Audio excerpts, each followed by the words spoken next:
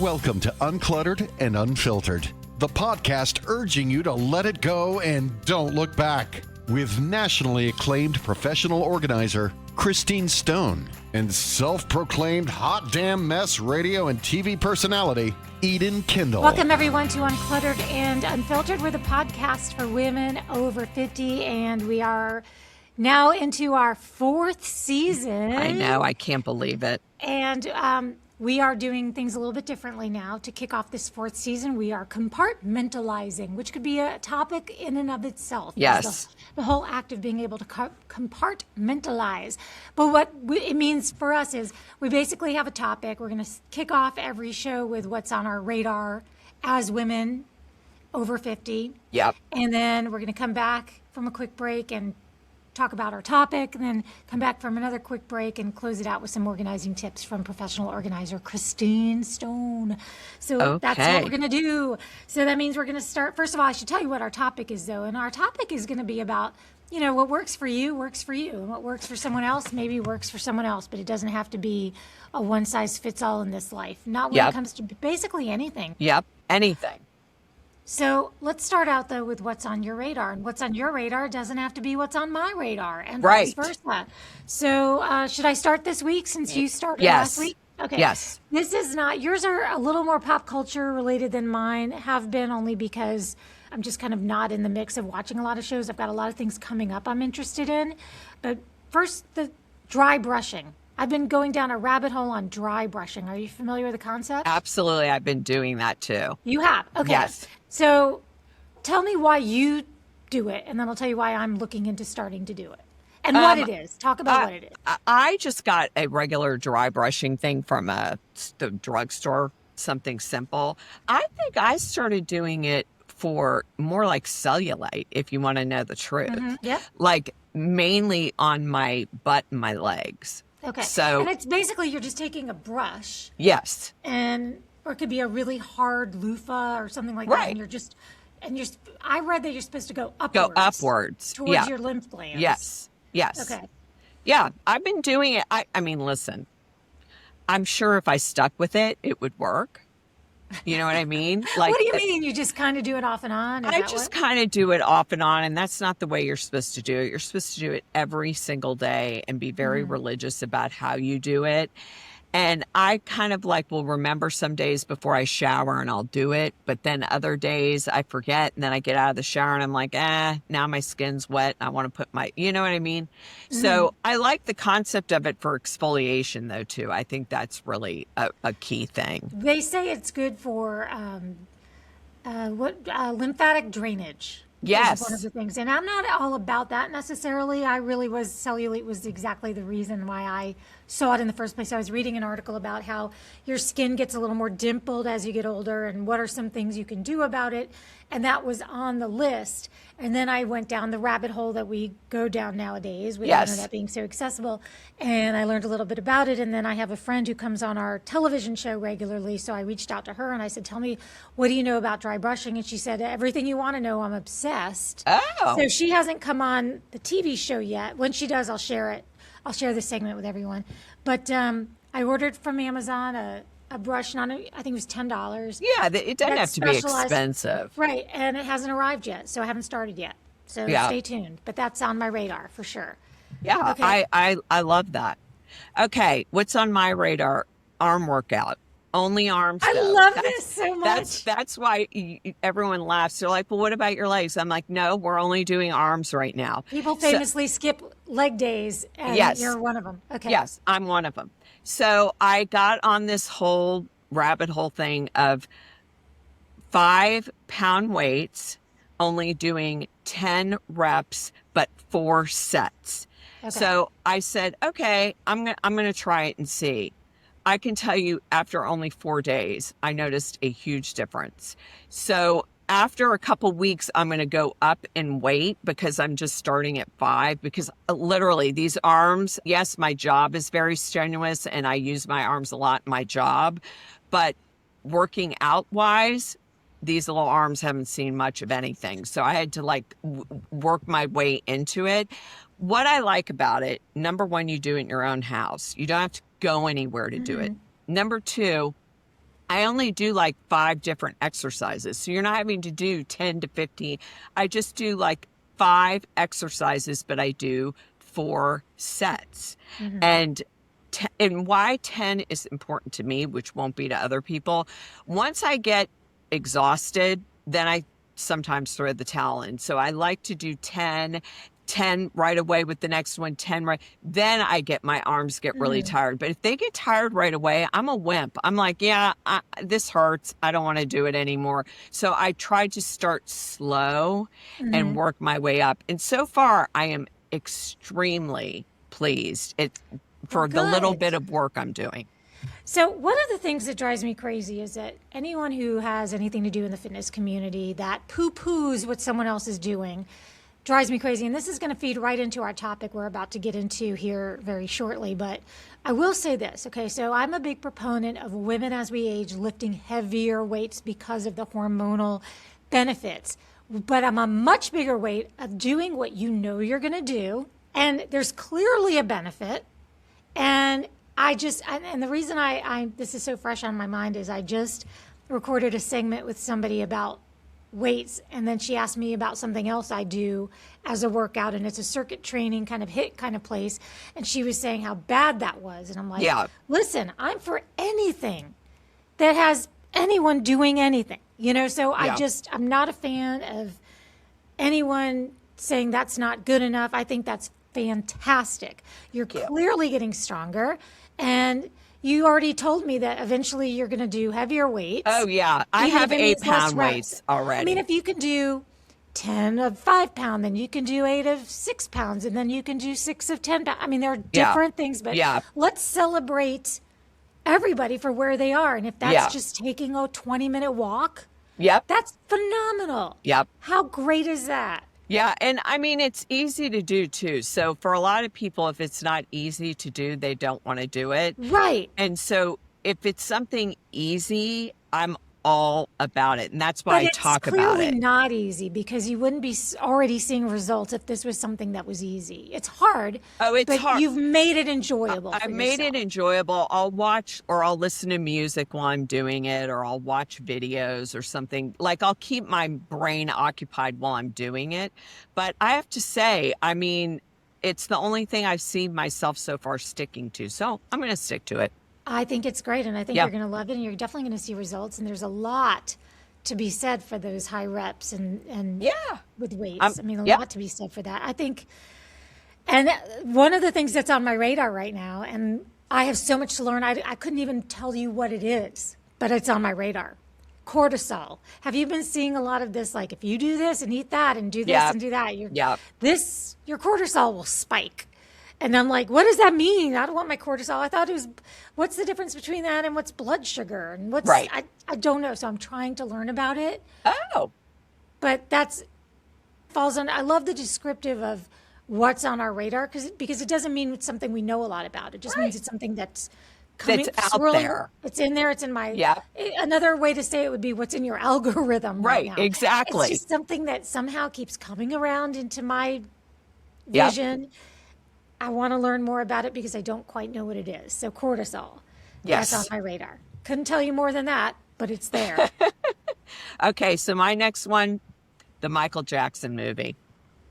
Yes. And the reason why this is on my radar, nobody needs to comment on this, but I have not been inside a movie theater in probably 8 years. Why the last time we went to a movie, people were talking so loud and getting up and down, and it was so annoying that I said to my husband, I'm not doing this anymore. And then COVID hit, which just made me think, oh, good, now I don't have to do it because you can't do it. So anyway, the Michael Jackson movie is coming out, so I am getting tickets, and I'm actually going inside the movie theater, and I am looking forward to it. And the reason why this is on my radar is because when that whole allegation came out a few years with that documentary, whatever, I was one of those people that said, that's it. I can't listen to any more of the music. I have to, be the person that boycotts this and whatever. What happened was I was secretly listening to his music in my car. And we found out last week that you secretly were also drinking Diet Cokes Yes. 6 months ago in your Yes. car. So Yes. we know you have this whole secret life. In my car, I have a whole secret life going. It's a whole other world for you in your car. So but anyway, so you were secretly listening. I was secretly listening, and then all of a sudden, I think it was like one holiday when everyone was in town, Christmas or something, and his song came on, and I had a couple cocktails, and I started dancing and going, "Oh my God." And my daughter looked at me, she goes, "I thought you don't like him anymore." I go, "Okay, I have decided, and I'm going to announce it to the whole family.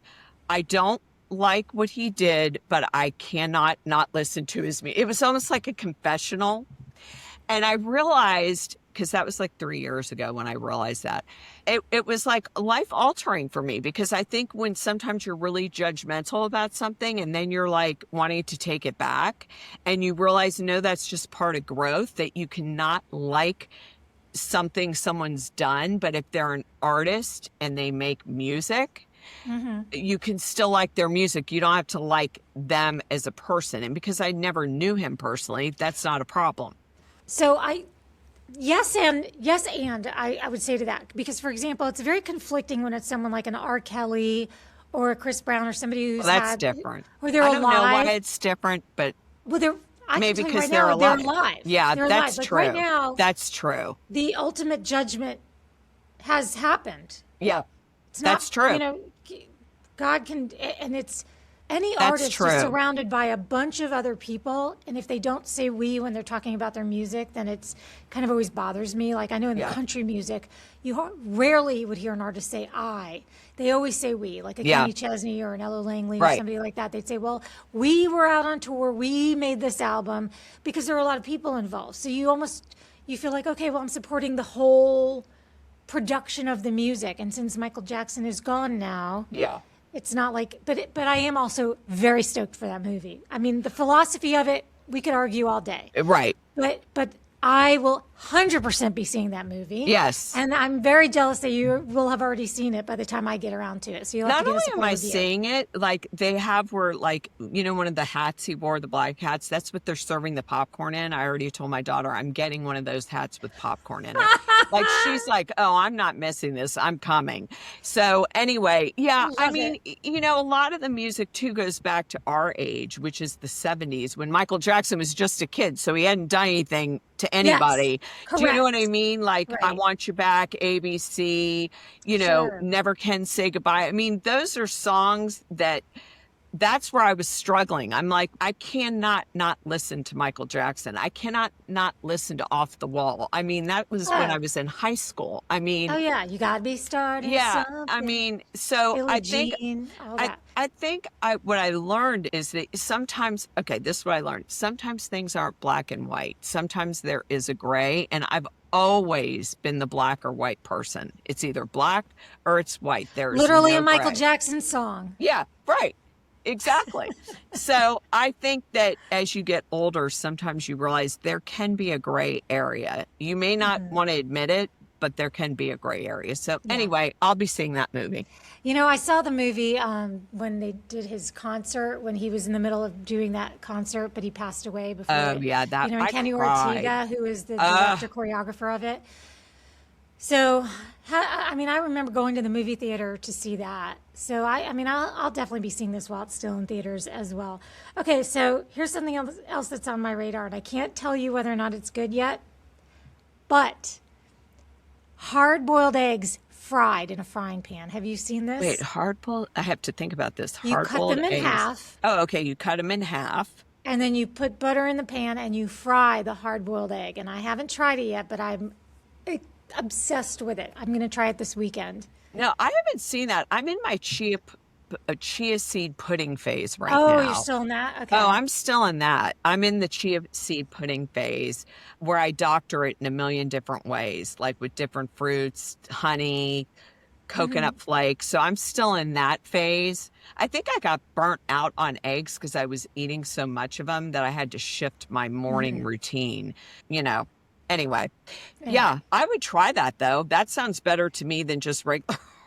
I mean, I'm excited to try it. So we shall see. All right. Do you have one more? I have one more. And the reason why I'm talking about this, because it's springtime And I've been doing a huge outdoor reset. And what that means is every year at this time, first of all, I went on Amazon and got a pressure washer handheld thing, and it has like 4 different nozzles. And when I tell you it's the best money I've ever spent my entire life, Oh, yeah? I have pressure washed everything that I possibly can pressure wash in my house. And I mean everything outside. I get in this kick every year in like end of March, beginning of April, middle of April, where I have to do a total outdoor reset, meaning pressure washing, cleaning the patio, spraying down the furniture, buying outdoor pillows and new beach towels, and getting everything ready for like the next 8 weeks before it gets bloody hotter than you know what in Florida. And so this is the thing I've been doing. I just got a couple new outdoor pillows from Target that I'm excited about, and just really cleaning the outside and getting it spring ready. So that's what's on my radar right now. Okay, well, I'm going to need that pressure cleaner link, because I went down this rabbit hole, and we say the rabbit hole all the time, but this is on Reddit. We talk about Reddit. Yeah. There's a whole section of Reddit called power washing porn. And all it is you get to watch videos of people power washing things. It's naked? Amazing. It's amazing. Wait, they're naked? No. Oh. It's just called power washing porn. No, they're not naked. They're just porn. I thought you meant they're no, power I think it washing just naked. pleases me the way a porn movie would. Oh, I get it. Okay. It's I'm just glad so pleasing. You explain that. It's so satisfying. Oh, it's great. You don't understand. I have used every different nozzle. I've gotten all the green. That's what she said. Got all the green gunk off all like the outdoor stone. I mean, you don't understand this. I know. I think if anyone does, it's me. I'm the power washing porn queen. I get it. My husband was like, if I only knew this thing from Amazon could bring you that much joy, I would have gotten it for Christmas. That's why I'm interested, because otherwise we do have a power washer, but it's the big giant gas powered thing. Oh no, thing. this is handheld that you put it to the hose, and it has 4 different nozzles, and one of them is like the stream real hard nozzle. Oh, I'm telling you, you guys. Okay. I'm going to link it just in case you want it, because you are going to love it. You're going to want it. All right. So there it is. Yep. That's what's on our radar, you guys. We're going to be right back to get into our subject, which is basically, you know what? You do you, I do me. Right. And that's that. I like my power washing porn. You like whatever. We'll be right back. Right. Can you imagine waiting 11 years to get screened for cancer? On average, people with mental health issues experience an 11-year delay between symptoms and seeking help, and close to 2/3 of mental illnesses go untreated. Hearts for Minds promotes healthy lives by promoting mental health education, facilitating early identification, and connecting people to treatment. Are you ready to learn more? Go to heartsforminds.org. Hearts, FOUR, minds.org for more information and to learn how you can help. Welcome back. We have gone over things that are on our radar right now, and it's time for us to delve into the topic, which was your suggestion. So why don't you set it up? The reason why I suggested this, because I'm on a lot of social media just because of work, so I get to see things that are trending and what's going on and what people are arguing about. And a lot of it is women criticizing other women on, oh, you're 60 and you're wearing shorts, or, oh, you're older, you should cut your hair, or your arms are flabby, I wouldn't wear a sleeveless top, or that makeup's too much, you're wearing too much makeup.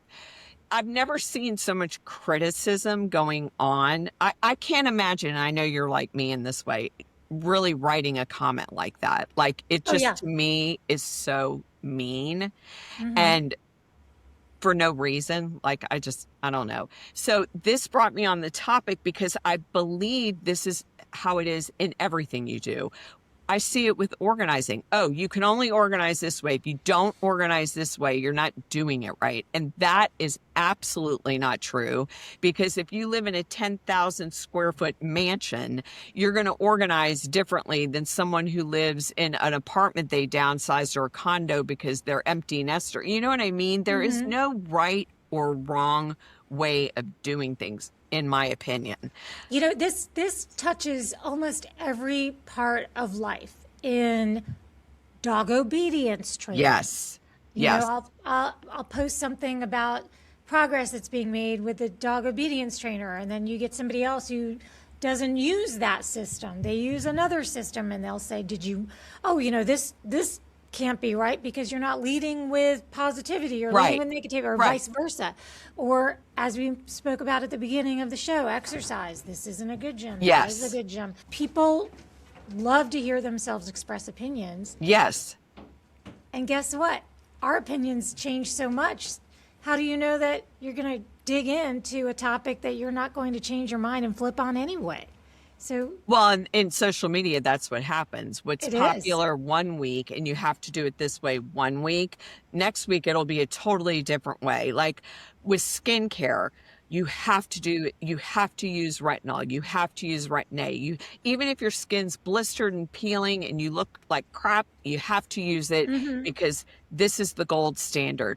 And I'm always like, really? If I look terrible using something, I'm not going to continue using it. Same with, I told you that a few weeks ago. I use like this conditioner and hair stuff because everybody said, oh, this is the only way your hair will look nice and smooth and good. And I look like something out, like I dunked my head in oil. I mean, it was terrible. What works for one person, especially when you're over 50, does not work for other. Like I just scroll through people under like 40 because I'm like, you know, your body's different, your face is different, your hair is glowing and beautiful, your skin looks amazing. You know what I mean? Like you haven't hit perimenopause, menopause. So talk to me when you do, and Right. we'll get back to that. So I think what I see is just the criticism that there's only one way to do something.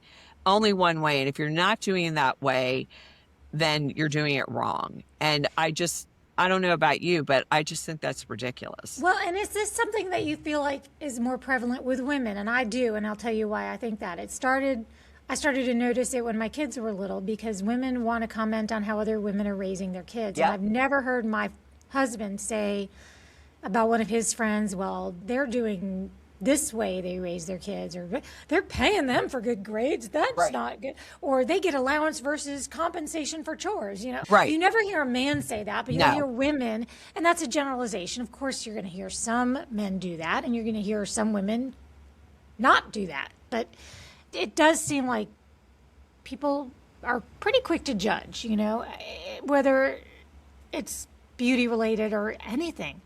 Although the beauty related thing, I have to tell you, working in TV, it's pretty unbelievable.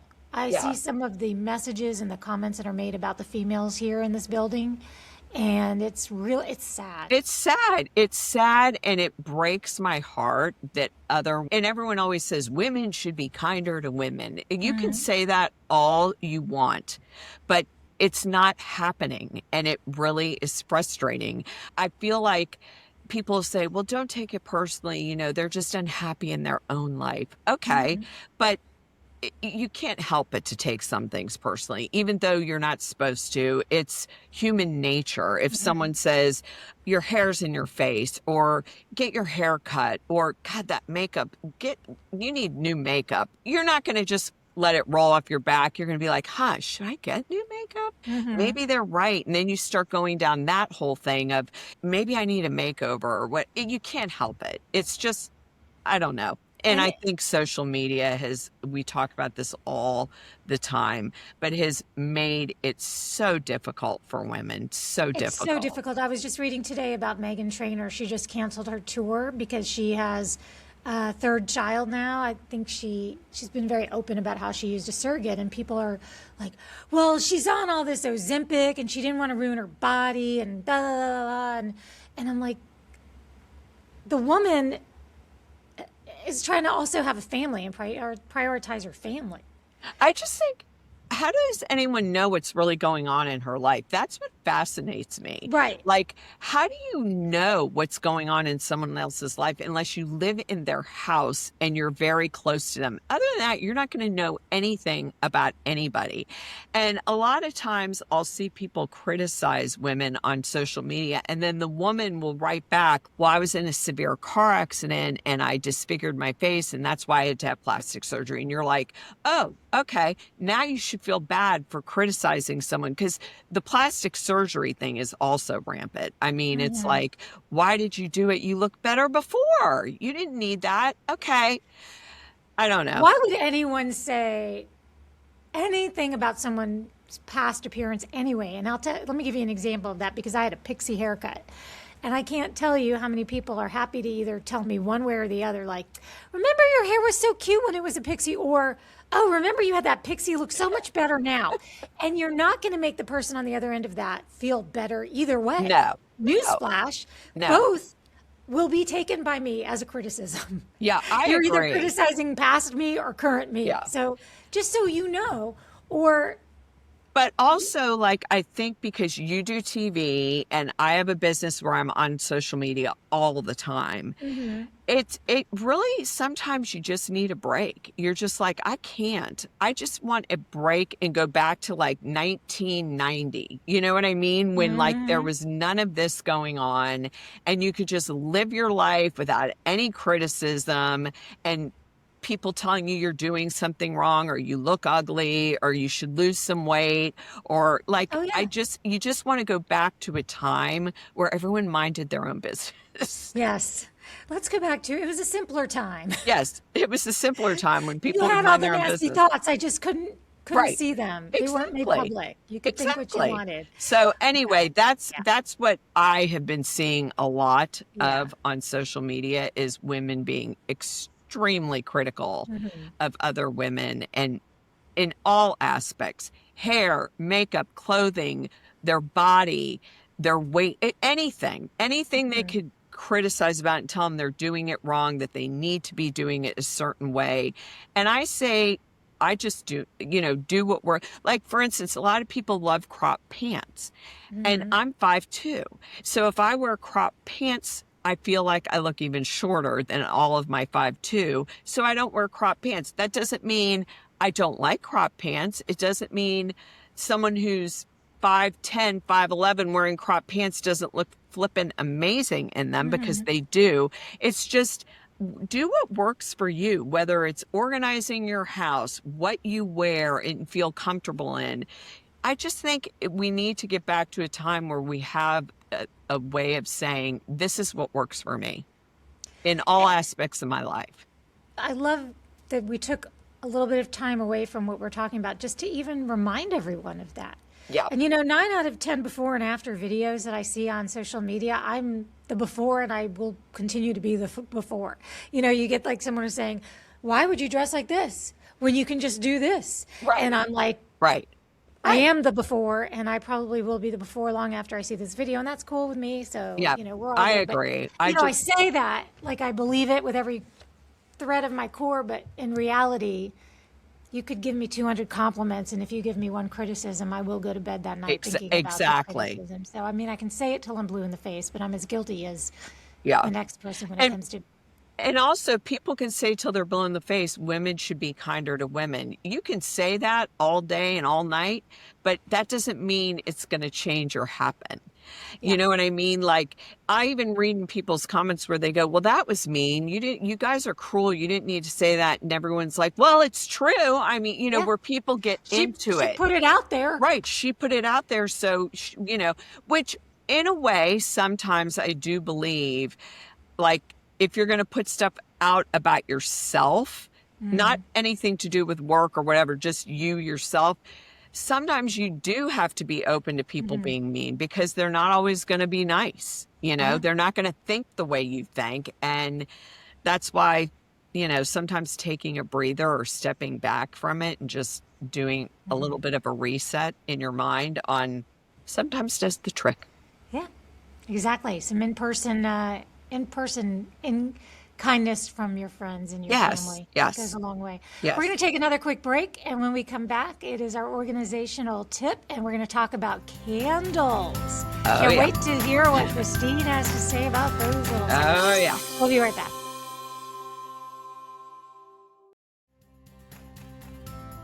All right, we are back with Uncluttered and Unfiltered, and this segment is our organizational piece. So let's hear what you have to say about candles, which I already know that you don't love fragrances, so you're not all about scented candles, but now we're going to talk about it from a clutter perspective, right?